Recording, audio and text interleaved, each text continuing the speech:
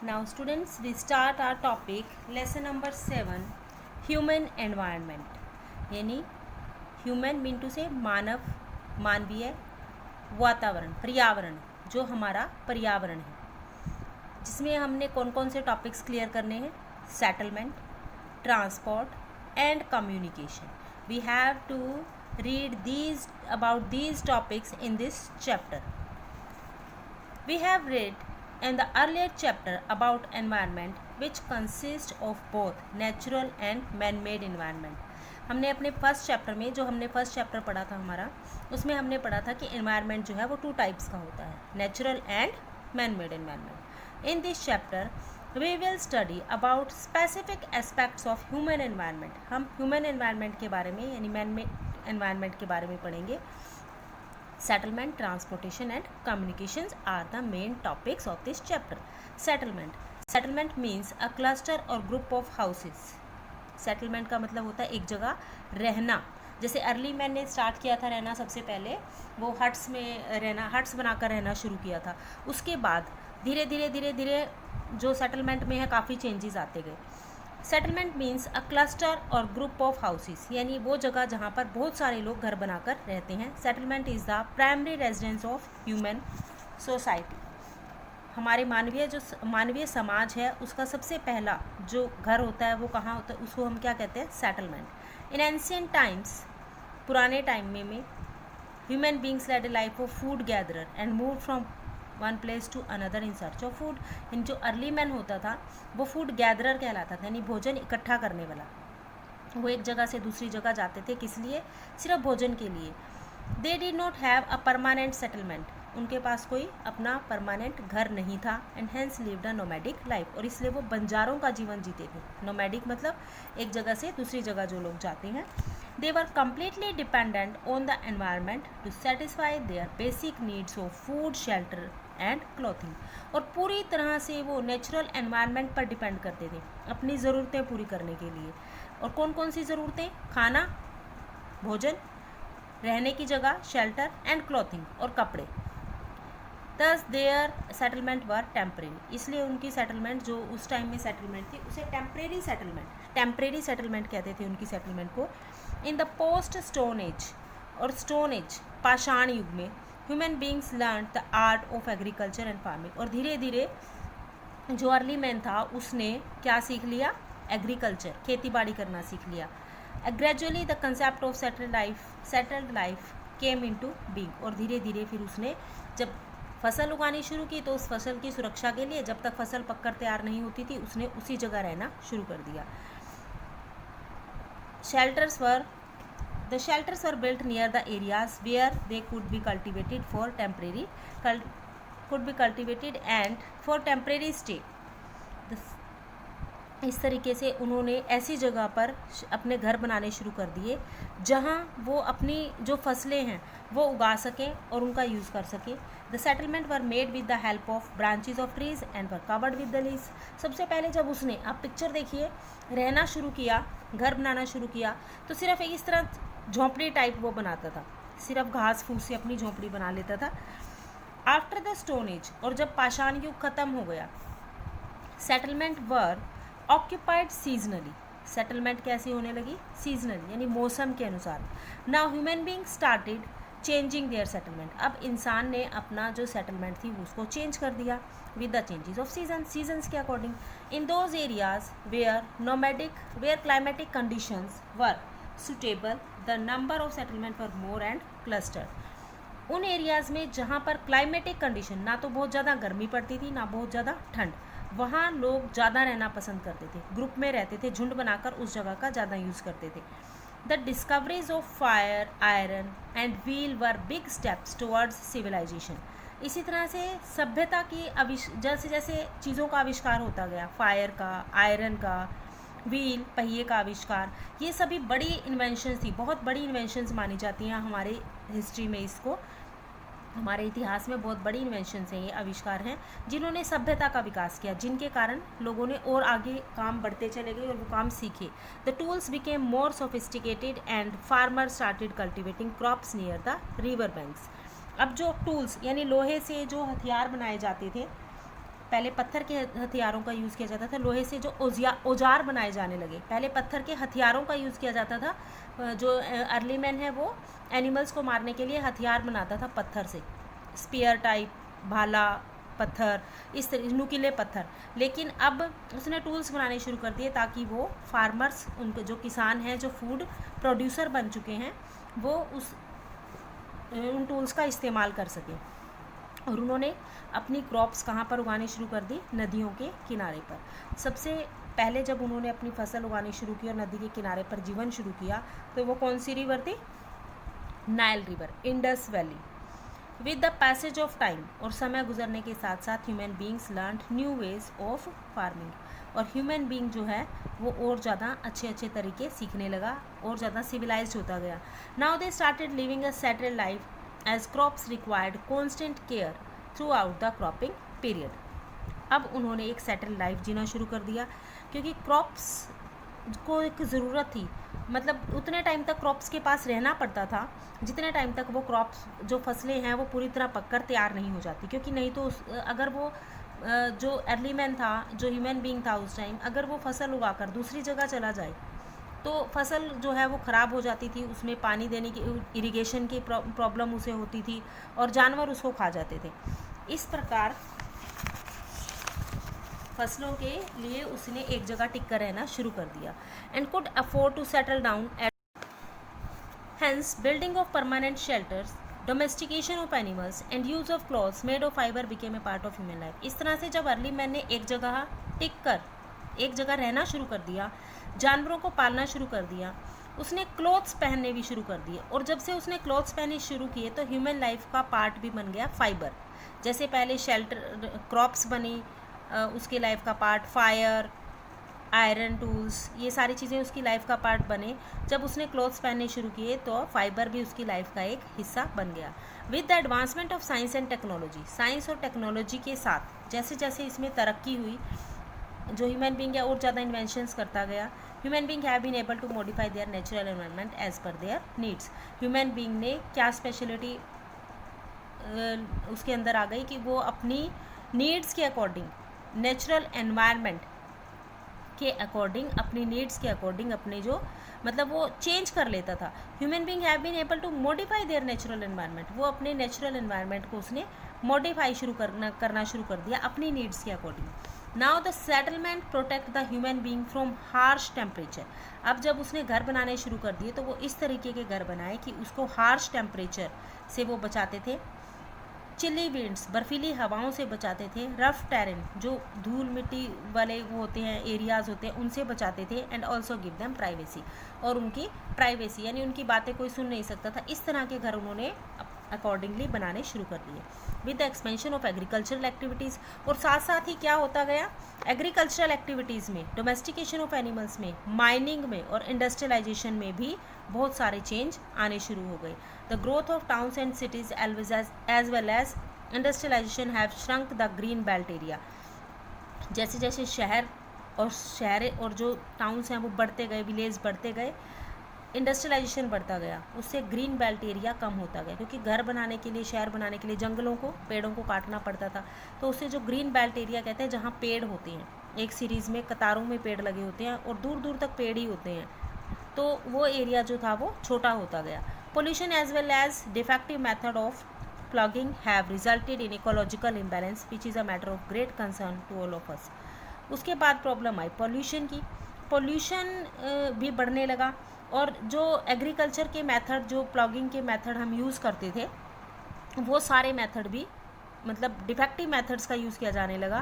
जैसे फर्टिलाइज़र्स का यूज़ आजकल हम ज़्यादा करने लगे हैं, सब्जियां वगैरह उगाते हैं, फसलें उगाते हैं, तो जो यूरिया खाद होता है वो सब हम यूज़ करने लगे धीरे धीरे, और उसकी वजह से इकोलॉजिकल बैलेंस जो है वो बिगड़ गया, इम्बैलेंस हो गया। और जो कि आज के टाइम में बहुत ध्यान देने वाली बात है कि अगर हम इसको नहीं संभाल पाए, इस प्रकार के पोल्यूशन को, तो ये हमारी हेल्थ पर और हमारे देश की इकोनॉमी पर, दोनों पर, हमारे इन्वायरमेंट पर, सभी चीज़ों पर बहुत इसका गहरा असर पड़ने वाला है आगे चलकर। Factor responsible for permanent settlement. अब लोग परमानेंट सेटलमेंट, जब कोई अपना घर बनाता है तो क्या सोचकर बनाता है, कहाँ बनाना चाहिए?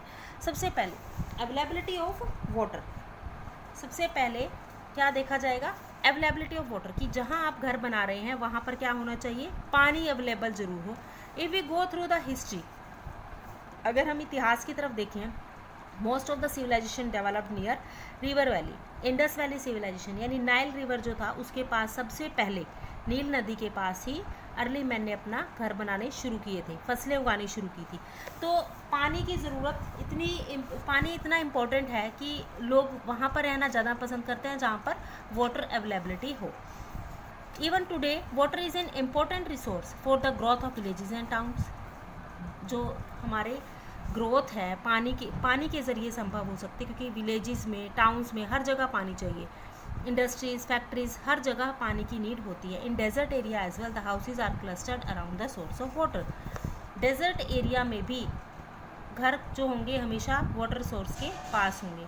दीज सोर्सेज में be a well, a pond और an oasis. The settlement that grow around the source of water are known as wet point settlement. उसको हम क्या बोलते हैं, जो पानी के आसपास घर बने होते हैं। जब हम पानी के आसपास, वाटर सोर्सेज के पास अब घर बनाते हैं तो उसको हम बोलते हैं wet point settlement. Next one feature is relief features. They also play an important role in the development of a settlement. Plains are favourable locations for the establishment of settlements. लोग ज़्यादातर पहाड़ी एरिया या desert area को छोड़ करके किस area में रहना पसंद करते हैं, प्लेन एरिया, जो जैसे आपका नदर्न प्लेन्स है, प्लेन एरिया है, उस जगह पर। It is easy to have a good transport network. क्यों? क्योंकि वहाँ पर ट्रांसपोर्ट हर तरह के ट्रांसपोर्ट अवेलेबल हैं। एयरपोर्ट देख लीजिए, रेलवे स्टेशन देख लीजिए, गाड़ियाँ, बस, कार, स्कूटर, ट्रक, हर एक चीज़ यहाँ पर अवेलेबल होती है, जो कि लोगों के मूवमेंट को ईजी बनाती हैं। ये सारी चीज़ें रिलीफ फीचर्स में आती है, ये जो हमें हमारी लाइफ को कंफर्टेबल बनाती है। In India many towns and cities have developed in northern plains. भारत में बहुत सारे, हमारे इधर नॉर्थ एरिया की पॉपुलेशन इसीलिए ज़्यादा है क्योंकि यहाँ के क्लाइमेटिक कंडीशंस और प्लेन एरिया होने के कारण ट्रांसपोर्टेशन जो है वो इजीली अवेलेबल और कंफर्टेबल है। In these area settlement are more compact. On the other hand, in areas में सेटलमेंट करना आसान है। In highland areas, on the other hand, in highland area जहाँ माउंटेन्स हैं, where the nature of land restricts easy movement. ऊपर चढ़ना आसान नहीं है, सड़कें बनाना आसान नहीं है, पॉपुलेशन वहाँ बहुत कम होती है, और जहाँ पर इसकी वजह से it results in a few and dispersed settlement. Dispersed मतलब बिखरी हुई, कोई घर कहीं पर तो कोई कहीं नज़र आता है। इस तरीके से उस जो माउंटेन और हिली एरिया होते हैं, हाईलैंड एरियाज़ होते हैं, वहाँ पर कैसी पॉपुलेशन होती है, dispersed settlements. Next one is special sites. कहाँ लोग अपना घर बनाना पसंद करते हैं, कोई स्पेशल साइट्स होती हैं, जैसे some sites are chosen for the settlements because of their natural beauty. लोग प्रकृति से बहुत अटैच्ड होते हैं, वो ऐसी जगह अपना घर बनाते हैं जहाँ नेचुरल ब्यूटी होती है। These are called tourism based towns. इन्हें हम क्या बोलते हैं, tourism based towns. They provide employment to many people. जैसे आप हिली एरियाज़ पर घूमने जाते हो, आप गोवा जाते हो, वहाँ पर रेस्टोरेंट्स, होटल्स, ये सारी चीज़ें आपको मिलते हैं। श्रीनगर जाते हो, शिमला जाते हो, सभी जगह, तो वहाँ आपको कैसी साइट्स, ये इसी तरह की टूरिस्ट बेस्ड टाउन्स होते हैं, शहर होते हैं। All the factors you just read are related to one another. तीनों ही फैक्टर एक दूसरे से जुड़े हुए हैं। When we are working at land as determining factor for a settlement, water can not be ignored. जब भी हम कहीं घर बनाना की सोचें तो पानी जो है उसको हम इग्नोर नहीं कर सकते। Similarly the culture, the social setup and other environmental aspects are also important factor. और उसके साथ साथ हम ऐसी जगह रहना पसंद करते हैं जहाँ पर कल्चर हो, हमारी संस्कृति हो, लोग रहते हों, आसपास सोशल सेटअप हो। अकेले जंगल में तो आप रहोगे नहीं, तो सोशल जगह पर, यानी कि जहाँ पर लोग रहते हैं वहाँ पर आप रहना ज़्यादा पसंद करोगे। Next topic, transport and communication. Settlement is clear, now transport and communication. Transportation is the act of moving people और goods from one place to another. Students, transport और कम्युनिकेशन के बारे में हम सेकंड क्लास से पढ़ते आ रहे हैं। Transportation mean to say railways, airways, roadways, all these things are included in transportation. Act of moving people और गुड्स, जब हम एक जगह से दूसरी जगह जाते हैं, हम चीज़ों को ले जाते हैं, तो उसे हम क्या नाम देते हैं, transportation. In the pre historic times, आपके प्री हिस्ट्री टाइम में people normally travelled on foot. जो अर्ली मैन था वो कैसे चलता था, फुट, ऑन फुट। कोई व्हीकल नहीं था, टायर का आविष्कार हुआ ही नहीं था, व्हील का इन्वेंशन नहीं हुई थी, तो ऑन फुट चलता था। They use to transport goods by carrying them. वे चीज़ों को कैसे एक जगह से दूसरी जगह ले जाते थे, फूड जो उन्होंने गैदर किया होता था वो कैसे ले जाते थे। They carry them on their back और हेड, वो उसको सिर पर रखते थे या फिर अपनी पीठ पर लाद कर ले जाते थे। With the invention of wheel came the bullet carts.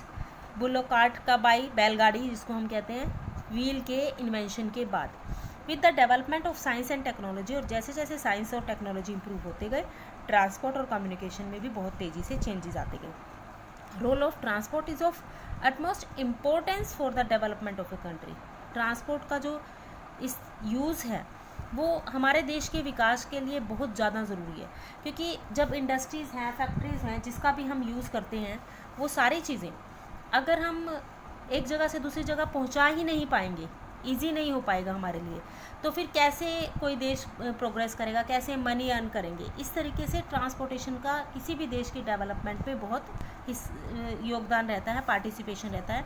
The pace of development depends upon the level of infrastructure and transport facilities from one place to another, which also influences the social development. जो अच्छा transport होता है, network होता है, सड़कें अच्छी होती हैं, फैसिलिटीज़ अच्छी होती हैं, लोग जो है एक जगह से दूसरी जगह जाते हैं, उस जगह पर अपने सोशल डेवलपमेंट होती है, क्योंकि लोग जहाँ रहेंगे वहाँ पर वो देखो मार्केट भी बनाएंगे, वहाँ सड़कें भी अच्छी होंगी, वहाँ हॉस्पिटल भी बनाएंगे, पार्क्स का यूज़ भी करेंगे, तो वो सारी चीज़ें यानी सोशल डेवलपमेंट होनी, सामाजिक तौर पर विकास होना शुरू हो जाता है। There is a great impact of transport on the economic development of a place. और इसी तरह से ट्रांसपोर्टेशन, जब हम मार्केट्स होंगी, पार्क्स होंगे, हॉस्पिटल्स होंगे, ये सारी चीज़ें होंगी, फैसिलिटीज़ होंगी, तो उनका यूज़ भी होगा, और इससे क्या होगा, किसी भी देश के इकोनॉमिक डेवलपमेंट होती है, आर्थिक विकास होता है। इकोनॉमिक मिनटू से आर्थिक, आर्थिक मिनटू से पैसे से संबंधित, फाइनेंशियल, देश इकोनॉमिकली ग्रो करता है। We know that transport system connect cities and towns with one another.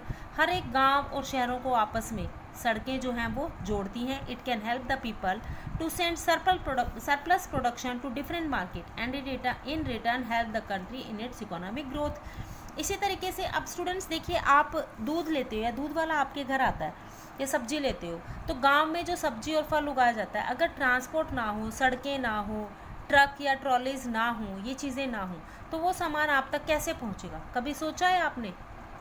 वो सारा सामान आप तक ट्रांसपोर्टेशन के ज़रिए पहुंचता है। यानी ट्रांसपोर्टेशन जो है वो हमारी लाइफ का एक बहुत इंपॉर्टेंट पार्ट है। और उससे क्या होता है, सारे जो सरप्लस, सपोज कीजिए हमारे नॉर्थ एरिया में, हमारे हरियाणा में एग्जाम्पल लेते हैं कि हमारे हरियाणा में गेहूं बहुत ज़्यादा हो गया, लेकिन सपोज़ कीजिए कि कर्नाटका में या गोवा में नहीं है, और वहाँ तक हमने वो चीज़ पहुँचानी है, तो उसके लिए हम किसका यूज़ करेंगे? ट्रांसपोर्टेशन का। और इस तरह से जब हम सरप्लस, जो ज़्यादा चीज़ें प्रोडक्शन हो जाता है, हम उसको दूसरे देशों में या दूसरी जगह पर भेजते हैं, तो उससे हमारे देश की भी इकोनॉमिक ग्रोथ होती है, आर्थिक रूप से स्ट्रॉन्ग बनता है हमारा देश।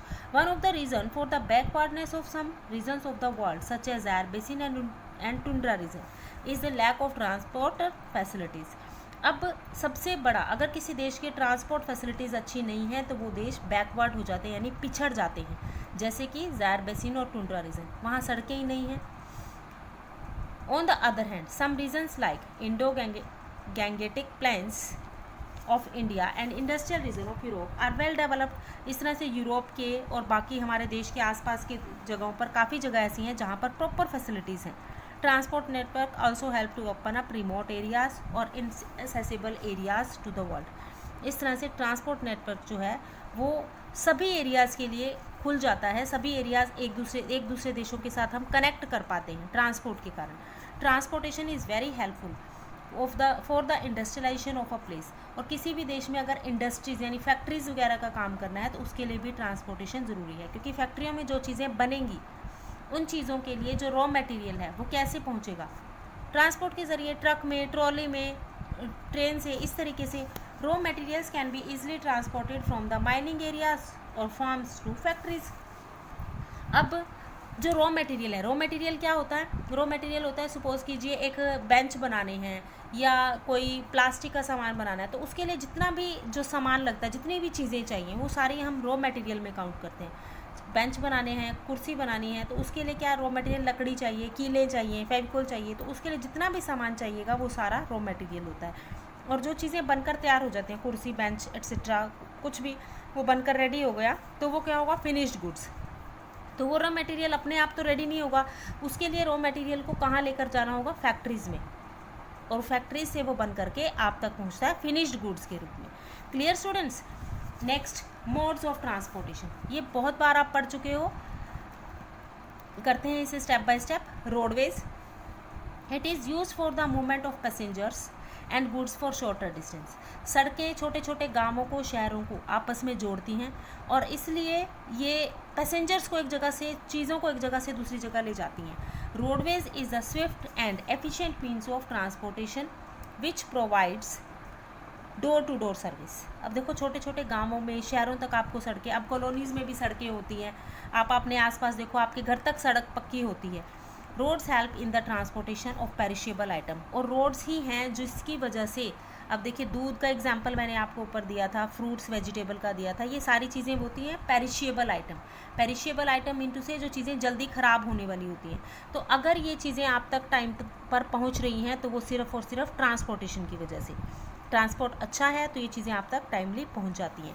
Construction and maintenance of roads is cheaper as compare to other means of transportation. इसी तरह से सड़कों को बनाना और उनकी देखरेख करना भी आसान होता है और उसमें खर्चा भी कम आता है।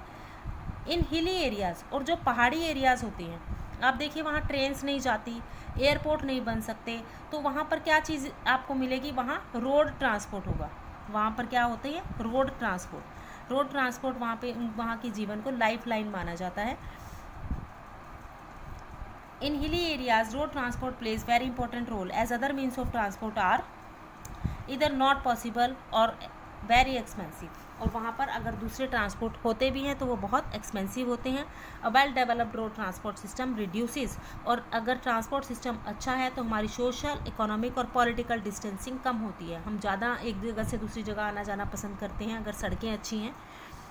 Among the people of different cultural background, अब आप देखिए कि आपके एरिया, हम यहाँ से पंजाब जाते हैं या पंजाब से हम हिमाचल जाते हैं, शिमला जाते हैं, श्रीनगर जाते हैं, तो हम रोड ट्रांसपोर्ट से हम ये सारी चीज़ें क्या करते हैं, एक दूसरे को कनेक्ट करती हैं, तो हम वहाँ के दूसरे लोगों की कल्चर सीखते हैं और अपनी कल्चर वहाँ पर सिखाते हैं। तो इस प्रकार से रोड्स जो हैं वो हमारे एक लाइफ लाइन जो है वो है और एक बहुत इंपॉर्टेंट रोल प्ले करती हैं हमारे जीवन।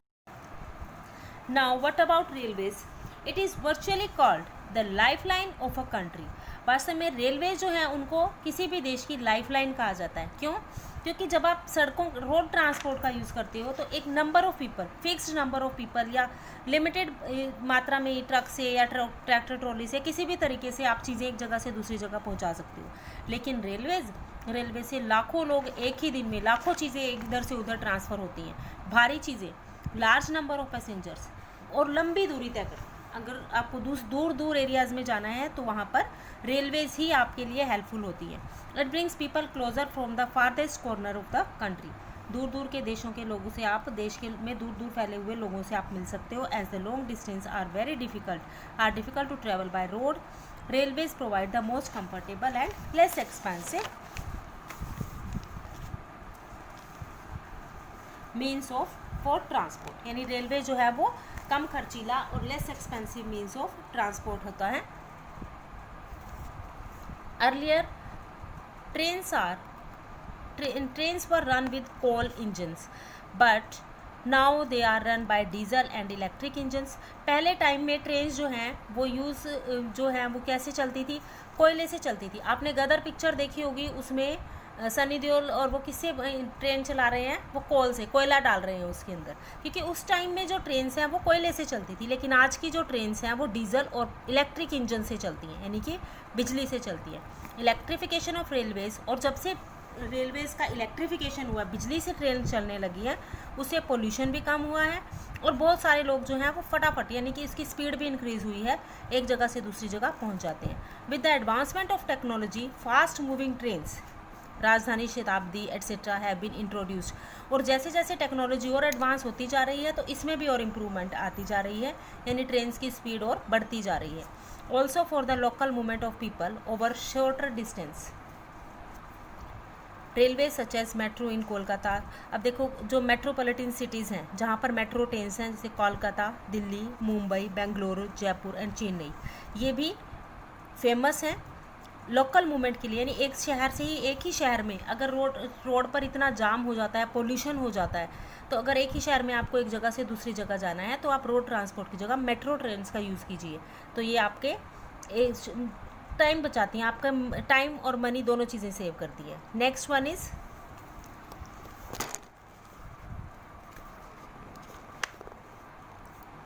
waterways.